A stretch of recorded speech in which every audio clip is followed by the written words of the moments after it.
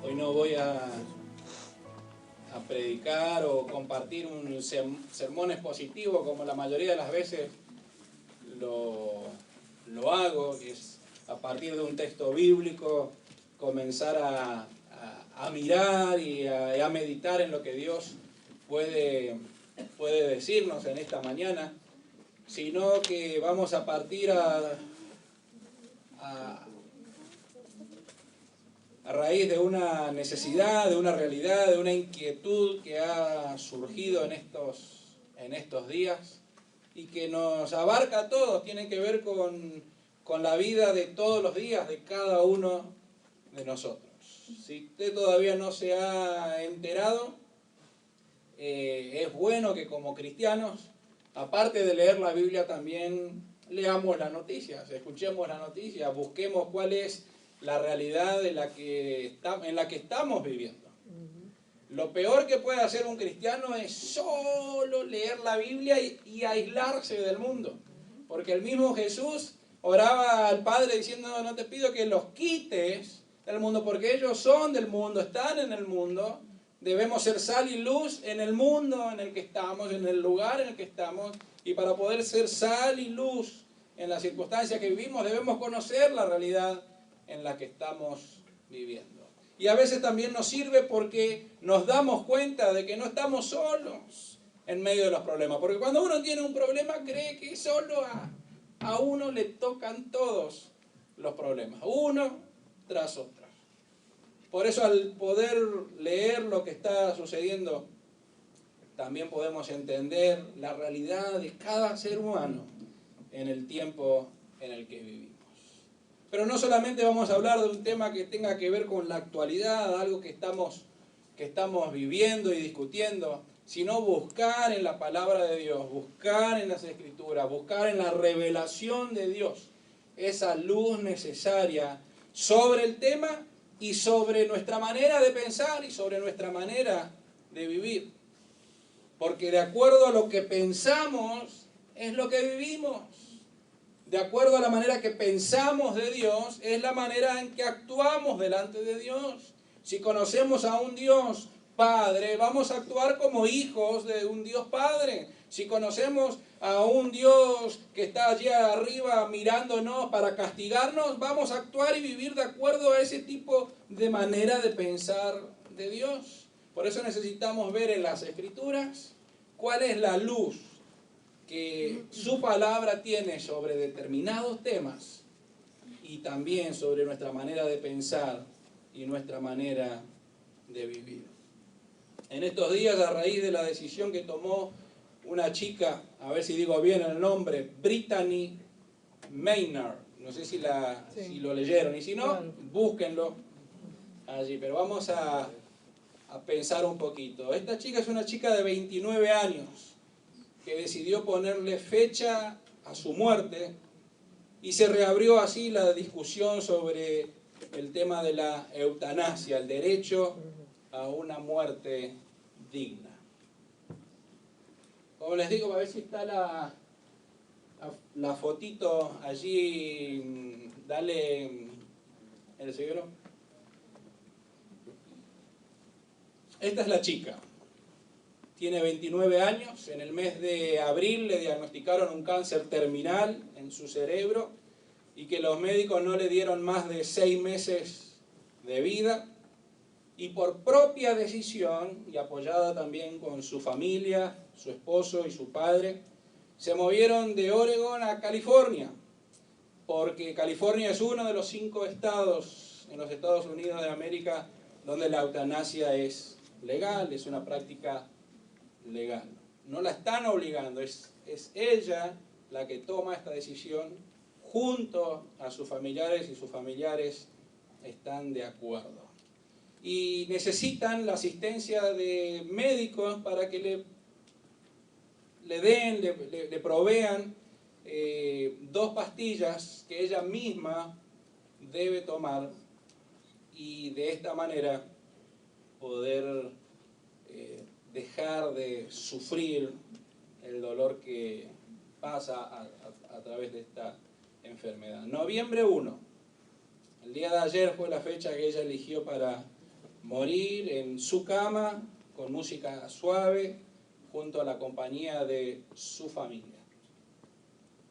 La eutanasia es conocida por diferentes términos, tales como suicidio asistido, muerte misericordiosa, muerte digna, etc. En sí es el acto de asistir a alguien en su propia muerte y que se encuentra en una enfermedad terminal. Esa es la condición que debe marcar, una enfermedad terminal, en sufrimiento y en gran dolor. Y el objetivo de este suicidio asistido es prevenir la continuidad del sufrimiento de quien ya no tiene más fuerzas para seguir luchando contra una enfermedad incurable y dolorosa. Así que hay voces a favor y voces en contra sobre el tema. Aún dentro del mismo pueblo de Dios, dentro del mismo pueblo cristiano, hay voces a favor y voces en contra. Desde una postura religiosa se oponen a la eutanasia a partir de decir que la decisión última de nuestra vida la tiene Dios. Y creo que es correcto. Mientras que por la corriente a favor de la eutanasia se radica que la autoridad última de la vida es la propia persona. De alguna manera este es el resumen de las dos posiciones. Y podemos estar a favor o podemos estar en contra, pero lo que sí debemos hacer es tocar el tema como lo es, un tema delicado. Y siendo un tema delicado debe ser tratado delicadamente. Porque no es algo que solamente afecta a esta joven y a su familia, sino que afecta a cada uno de nosotros. Cada uno de nosotros en algún momento de la vida hemos pasado o vamos a pasar situaciones límites, situaciones en las cuales nos encontramos delante de esta posición, en este lugar de dolor, de sufrimiento, y vienen a nuestras mentes muchísimas cosas. Pero eso es un tema delicado, no es un tema ajeno, es un tema que nos toca a cada uno de nosotros. Y aparte de ser un tema delicado, debemos recordar una y otra vez que como cristianos, Dios espera que nosotros pongamos en práctica lo que Él nos enseña a través de su palabra. Su palabra no solo es para enseñarnos, sino para que nosotros la pongamos en práctica. Así que todo lo que hagamos y todo lo que digamos debe estar basado en el amor. Puedo tener una posición a favor o una posición en contra, pero lo tengo que hacer con amor. Puedo pararme en un lugar y decir lo que pienso, pero con amor. Porque Pablo dice que si no tengo amor, de nada sirve. Aún las mejores palabras que tenga para compartir, aún las mejores palabras adecuadas, acertadas, correctas que tenga que compartir, si no lo hago con amor, de nada sirve. Por eso quisiera que, como meditábamos hace unos domingos atrás, cuando meditábamos en el Padre Nuestro, una de las maneras de poder perdonar a alguien comienza con la actitud de ponernos en su lugar. Por eso quiero tratar el tema a partir de ese punto, de tratar de ponernos en el lugar del otro. Tratar de ponernos en el lugar del que sufre. Tratar de ponernos en los pies de aquel que está en el medio del dolor, en el medio de la enfermedad, en medio de esta situación terminal. Porque estando allí, y solamente allí, es cuando podemos empezar a ver al otro. De alguna manera es imposible que nos pongamos en el lugar del otro. Pero como cristianos, Dios espera que esa sea nuestra actitud. Así como Él lo hizo, frente a la paga del pecado, por amor a nosotros, se puso en nuestro lugar. De alguna manera nosotros Nuestra marca, nuestra paga, el camino y el destino marcado para nosotros era la muerte.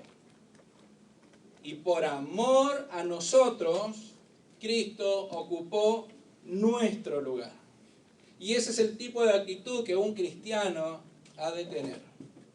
Por amor al otro, ocupar ese lugar. Debemos aprender a llorar con los que lloran. Nos es más fácil la otra parte, reír con los que ríen. Y cuando uno llora, búscate a otro para que llore contigo, porque yo me voy a reír con los que ríen. Bueno, como cristianos debemos aprender a llorar con los que lloran.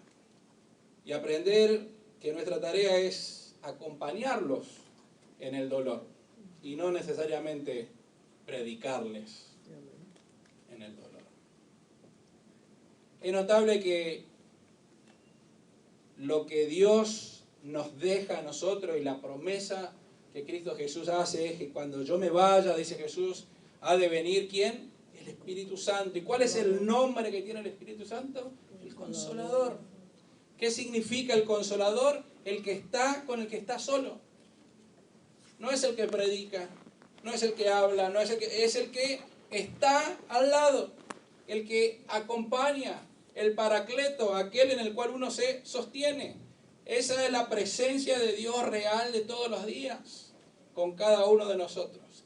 Como cristianos debemos aprender a movernos como aquellos que acompañamos en el dolor. Yo sé que seguramente a nosotros nos ha pasado. Algunos dicen que esto es algo que le pasa al no cristiano y que estas decisiones las toman los no cristianos. No seamos rápidos y ligeros en hablar. Evitemos las palabras ligeras. Evitemos nuestros comentarios que pueden ser totalmente desafortunados en medio del dolor. Por amor, por respeto al que está en el dolor, es mejor permanecer en silencio. No quiere decir que no podamos dar nuestra opinión, que no podamos dar una opinión bíblica, una perspectiva bíblica sobre el tema. Lo podemos hacer sin ninguna duda, pero debemos estar basados en el amor. Un gran chico. Esa música moderna tiene la peli. No era el alabo con el corazón, no era ni el himno 1. La Tinera le está llamando. Seguro. Eutanasia es una palabra compuesta. Es una palabra griega. Por eso habría que mirar un poquitito hacia atrás cuál es el significado de la palabra y el por qué se usaba. No es un tema que solamente surge el día de hoy.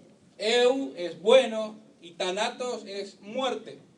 Entonces, de alguna manera lo que la palabra significa es una buena muerte. Y el significado que los griegos le daban era el arte y la disciplina de morir bien, en paz.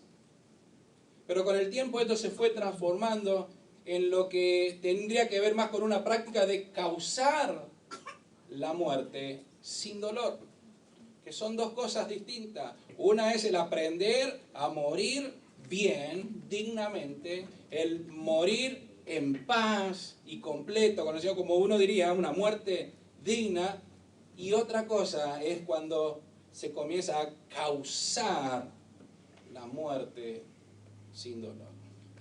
Una vez más, repito, el tema es muy delicado y pasa muy cerca y no es solamente en el no cristiano. Dígame si usted en medio de un momento de dolor, ante una enfermedad terminal, no ora diciéndole al Señor que no sufra.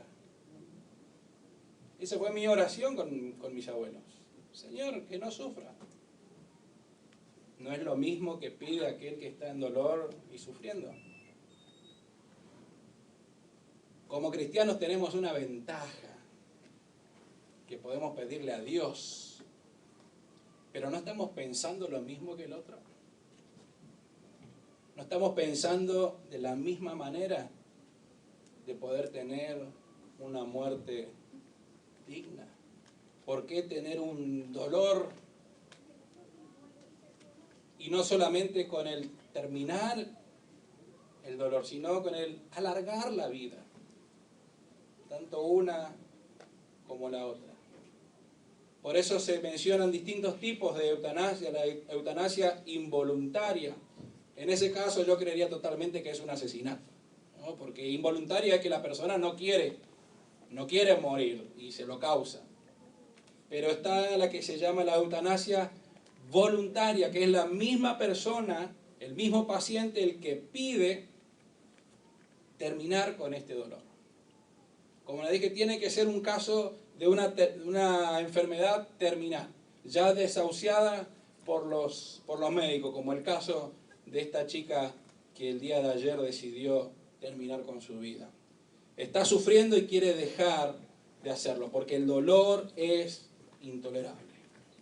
Está lo que se llama la eutanasia activa y la eutanasia pasiva.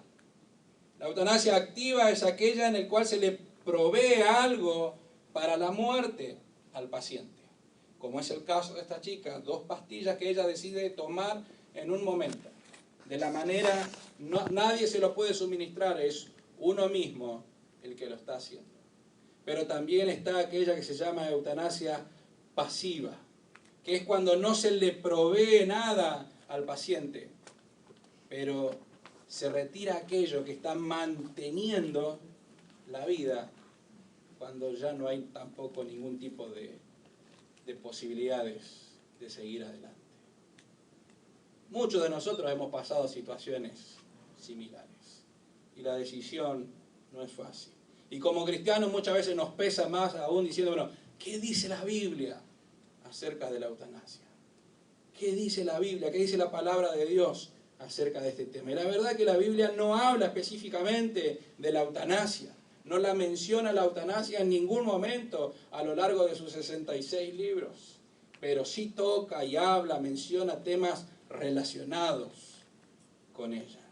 Y para poder tratarla tendríamos que ver un montón de temas, como el tema de la vida, el derecho de vivir, quién es el que da y quién es el que quita la vida, la enfermedad, el dolor, el sufrimiento, la compañía en medio de la angustia, la muerte. Todos estos temas tendríamos que estar mirándolo a la luz de la palabra de Dios. Y hoy trataremos de meditar en ellos. Por eso le dije que busque Éxodo, capítulo 20, versículo 13, que quizás es aquel mandamiento más directo, concreto, y que no haya ninguna manera de poder escapar de él. 20:13 dice, no matarás. No matarás. ¿Qué significa no matar? No matar a otro, o no te causarás la propia muerte. Otros mandamientos que están allí cercanos a esto, lo que llamamos los 10 mandamientos, dice también no cometerás adulterio. Y Jesús hace mucho más profunda ese mandamiento. Dice, aun cuando mires a alguien con deseo, ya has pecado, ya has cometido adulterio en tu propio corazón. No es solamente el hecho de hacerlo, sino el haberlo pensado. O sea que cuando estamos tocando el tema también de no matarás, ¿cuántas veces hemos asesinado a alguien con nuestro pensamiento? ¿Cuántas veces hemos ignorado y eliminado? No existís, como se dice la expresión, no existís. Por eso es un tema muy, muy delicado. Ahora sí, quedan muchísimas preguntas abiertas, muchísimas preguntas pendientes, muchas cosas que quedan allí en el tintero y que habría que empezar a pensarlas y tratar de responderlas. porque algo sea legal, ¿es correcto? Porque la ley lo ampara, ¿significa que está bien? Y uno tendría que decir, bueno, pero tenemos que estar de acuerdo con la ley. Por eso, si la ley lo dice, ¿es correcto? Si la ley no lo dice, entonces es incorrecto. Por eso hoy en el día de hoy hay muchas cosas que se están legalizando, pero tendríamos que preguntarnos, porque sea legal en nuestros términos, ¿eso significa que está bien, que vale la pena, que es bueno, que es necesario? Otra de las preguntas que queda pendiente es si se abre la puerta a esta decisión de la eutanasia, ¿quién cerrará la puerta? ¿Cuál será el siguiente paso? ¿No será posible que la siguiente ley vaya un poco más allá? Y que no sea solamente aquel que esté en esta condición terminal, sino también alguien que no necesariamente quiera seguir viviendo. Alguien que tenga una depresión crónica. O alguien que tenga cualquier tipo de enfermedad terminal. Justamente aquellos que son los más vulnerables estarían más vulnerables todavía. Porque si solamente sería para dejar de sufrir un dolor de aquel que lo está padeciendo, ¿cuánta gente está padeciendo un dolor? Y cuánta gente también no quisiera ser una carga para su familia. Entonces esto quizás traería una presión extra en medio del dolor y en medio de la dificultad, una presión de no ser carga para su familia. Por eso no es una decisión fácil, ni es un tema fácil para tratar. Un poquitito de historia acerca de las leyes, y especialmente las leyes de este país. Cuando comienza todo un mundo civilizado, por llamarlo de esta manera, los reformadores europeos fueron quizás los primeros que marcaron la pauta y que hay una influencia muy grande en algo que se llamó de esta manera: la ley es el rey. Y cuando hablaba la ley, hablaba de la ley de Dios, como aquella que ha de marcar las pautas. Lo que nosotros debemos seguir y tener presente en todo tiempo es la ley de Dios. Nuestro rey es la ley de Dios. Y así se formaron. En el caso de Inglaterra, Gran Bretaña, tiene esta formación, y todas sus colonias también tuvieron esta influencia. Y los Estados Unidos también. Hoy los ciudadanos de todos estos países, con esta influencia, gozamos de aquellos años en el cual se construyeron y se fundamentaron los principios de cada uno de estos países. Pero el tiempo va pasando y la gente cambia su manera de pensar. Y como cambia su manera de pensar, cambia también su manera de vivir. Los tiempos que vivimos, y no solamente en este país, sino en el mundo entero, es que los absolutos están eliminados. No hay ningún absoluto. Todo es relativo. Todo depende del cristal con el que uno lo mire. Todo depende de la situación en la que uno esté, pero no hay ningún absoluto en el cual nos podamos basar. Y allí está el error de nuestro tiempo.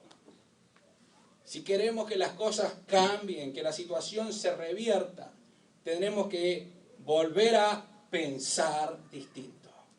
Volver a pensar de otra manera. Porque como dice Pablo en la carta a los Romanos, cambien su manera de pensar para que así cambie su manera de vivir. Romanos capítulo 12, versículo 2. Cambien su manera de pensar. El ser humano eliminó el absoluto, y el absoluto es Dios. No hay Dios, no existe Dios. Por eso no hay una ley o algo que nos pueda marcar las pautas. ¿Cuál es la plomada en la cual nos indica que algo está recto, que está inclinado? Ese es el absoluto de Dios, pero hoy no existe más. Y como seguimos avanzando en esta manera de pensar, llegará el punto de que sea totalmente claro en el cual El Dios de nuestro tiempo somos nosotros mismos. Nosotros tomamos nuestras propias decisiones y tenemos el derecho a cualquier tipo de decisión. ¿Por qué? Porque no existe un absoluto. El problema no es el dolor, el problema no es el sufrimiento, el problema no es la enfermedad, el problema no son las decisiones o las maneras de hacerlo, el problema no es un problema legal o ilegal, el problema no es los legisladores o los medios de comunicación o los que tomamos las decisiones. El problema es no pensar que hay un Dios, no pensar que hay un absoluto, no creer que hay un Dios absoluto en el cual todas las cosas se rigen y se marcan, y a la cual todos vamos a tener que presentarnos delante de ese absoluto. Por eso cuando Dios dice no matarás, cuando esto sucede va a acarrear consecuencias. Cuando Dios da una orden, cuando Dios da un mandato, cuando hay un absoluto que está marcado y algo de eso no se cumple, siempre va a haber consecuencias. Por eso necesitamos volver a aquello que marca la luz de donde estamos parados. Dios es todo en nuestra vida. Dios es Dios en nuestra vida. Dios es el Dios de Abraham, de Isaac, de Jacob. Dios es el Dios revelado en su palabra. O sea que su palabra nos enseña quién es Dios. O su palabra nos ayuda y nos sirve para lo que queremos. Tenemos una necesidad de que haya un absoluto en el cual medir todas las cosas. Esta chica el día de ayer decidió cambiar la fecha o prolongarla, al menos decidió no hacerlo como lo tenía previsto el 1 de noviembre. Y puso algunas características, algunas pautas de por qué no hacerlo. Y dice así, que manifestó sus ganas de vivir debido a los paseos que pudo hacer en este tiempo con su marido, por el gozo que le produce la naturaleza, por la risa de la compañía de sus amigos y por la estrecha e íntima relación con su mamá. La combinación de estas cosas la hizo decidir que aún no es el tiempo. No cambió su manera de pensar al frente de la eutanasia, pero dijo, por lo menos, este no es el momento para hacerlo.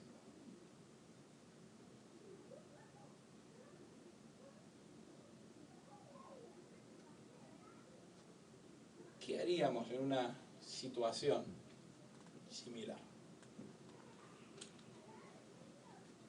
¿Qué haríamos ante amigos, familiares, en una situación similar? Con amor y con respeto, aprender a acompañarnos.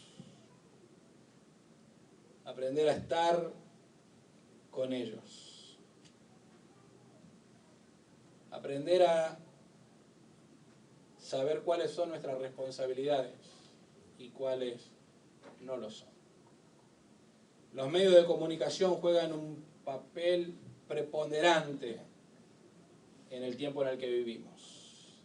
Esta noticia no fue solo una noticia para la familia, esta noticia recorrió el mundo entero. Hoy el mundo entero está revolucionado por tratar este tema y se abrieron grupos a favor, grupos en contra, y el debate una vez más se abrió. Y como cristianos tenemos que tener claro qué es lo que la palabra de Dios dice, pero poder darnos cuenta que es un tema muy delicado.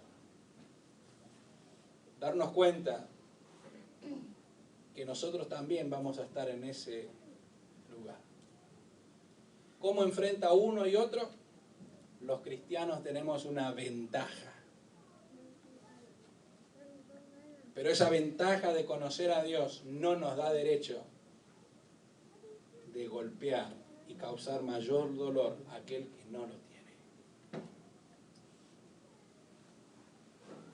los medios de comunicación corren de un lado para el otro y ellos mismos dicen que la información que dan, dice que se la da a la gente para que la gente forme su propio criterio respecto al tema. Entonces, se da la noticia para que la gente forme su propio criterio. Pero esto también quiere decir que son los medios de comunicación los que están guiando la temática que la gente va a pensar, que la gente va a hablar, que la gente va a producir. Y por eso es la gente, la sociedad la que ejerce presión sobre los gobernantes, porque tiene una manera de pensar y los gobernantes ya sabemos por dónde van, por el lado de los votos, así que van a hacer lo que la gente le diga. Y se completa un círculo totalmente vicioso, destructivo, y que no solamente va a causar un problema en una familia, o en una persona, o en algunos cercanos, sino que esto involucra a todos los seres humanos. Estamos todos involucrados. Pero delante de los medios de comunicación muchas veces se dijo este refrán, a ver si usted lo escuchó, ¿no? No es culpa de los chanchos que comen, sino del que da de comer. No es culpa del que come, sino del que le da de comer. Y ahí le echamos la culpa a los medios masivos de comunicación, son ellos los que dan de comer. Pero hermanos, eso es para los chanchos.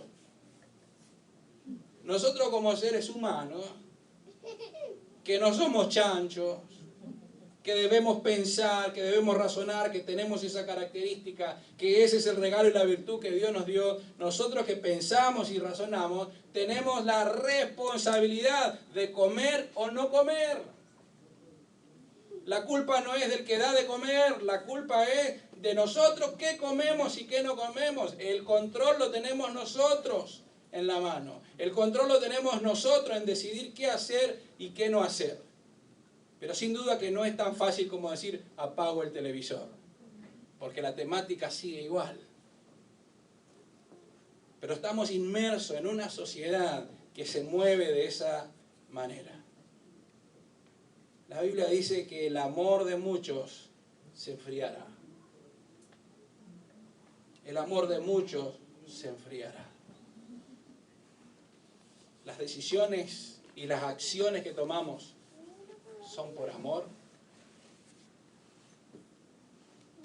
¿Es Dios el que tiene la última palabra o somos nosotros los que tenemos la última palabra? Hay una historia en la Biblia de un hombre llamado Job, el cual perdió todo. Perdió, en primer lugar, su trabajo, sus riquezas, su ganado, todos sus bienes. Dice la Biblia que lo perdió todo por completo. Pero aún así, dice que Job no pecó contra el Señor. Entonces en esta discusión y en esta pelea entre Dios y Satanás le dice, y porque hemos tocado todo, pero no le hemos tocado a él. Si lo tocamos a él, si a él físicamente se lo lastima, seguramente que va a protestar delante de Dios. Y dice que también a él mismo fue afectado. Sus hijos murieron. Y él mismo cargó una enfermedad, una sarna totalmente dolorosa, a tal punto que su esposa misma le dijo, pero ¿por qué no maldices a Dios y te mueres? Y ni aún así Job pecó ni contra la mujer ni contra el Señor. Quisiéramos ser Job todos, ¿no? Qué situación delicada. Dios delante del pueblo le dice, pongo delante de ti hoy la vida y la muerte. Escoge la vida. ¿Cuál es el pilar del absoluto de Dios? Es la vida. Es la vida, sin ninguna duda. Es la vida. Escoge la vida. Pero en medio de ese tipo de decisión de escoger la vida, hay muchas cosas que tenemos que tener presentes. Pero si en ti no está ese absoluto de escoger la vida, de escoger a aquel que es el dador de la vida, aquel que dio el soplo de vida sobre cada uno de nosotros, aquel que tiene el control de todas las cosas, entonces no sabes de quién depende la vida. Una y otra vez debemos volver a la palabra de Dios. Una y otra vez tenemos que tener confianza y seguridad en la palabra de Dios. Estamos orando por muchos que están con la enfermedad del cáncer. Y gracias a Dios muchas veces damos testimonio del obrar de Dios. Y muchas veces estamos en ese momento crítico y ¿qué se debe hacer? ¿Qué le debo pedir a Dios? ¿Que lo sane o que no lo sane? ¿Cuál es la voluntad de Dios? Ni siquiera los cristianos estamos de acuerdo y sabiendo, bueno, cuál es la voluntad de Dios. Por eso con amor, con respeto, poniéndonos en la posición del que está en dolor, acompañemos al que sufre. Oremos por ellos, porque tenemos una ventaja del tener a Dios en quien poder confiar. Pero oremos por aquellos que no lo tienen. Sigamos orando por la vida de Ronnie. Ronnie es uno de los misioneros por los cuales hemos orado por mucho tiempo. Él tiene un cáncer también en el cerebro por segunda vez en muy poco tiempo. Tuvo una recaída muy grande y hasta que él mismo hace 2 o 3 semanas atrás dijo, estoy en ese punto de no saber qué pedirle a Dios. ¿No será que estoy peleando contra la voluntad de Dios cuando sigo esforzándome? Qué difícil. Qué difícil. Sería muy rápido decir, no, tenés que seguir viviendo. Pero porque no estamos en su lugar.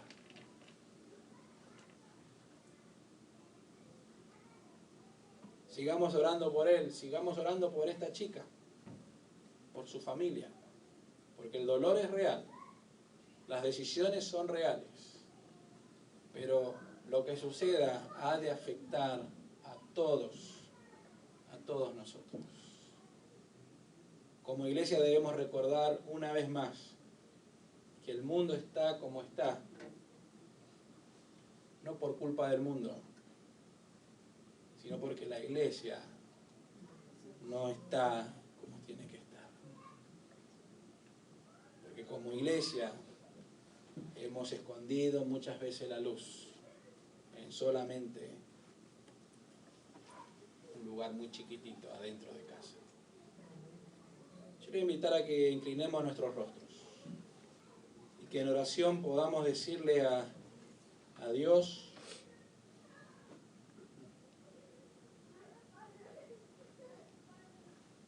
que Él fortalezca a aquel que está en sufrimiento y dolor. Que nos dé sabiduría en acompañarles.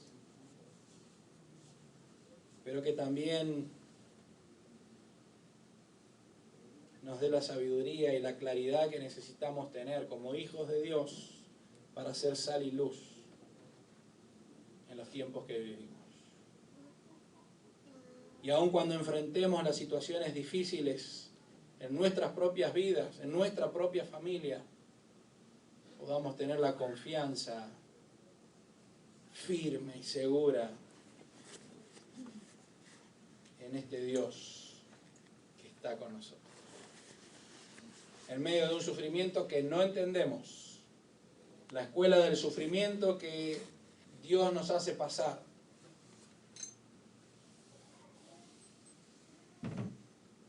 Pero aquello que no entendemos, con mucha más razón, ponerlas en las manos de Dios.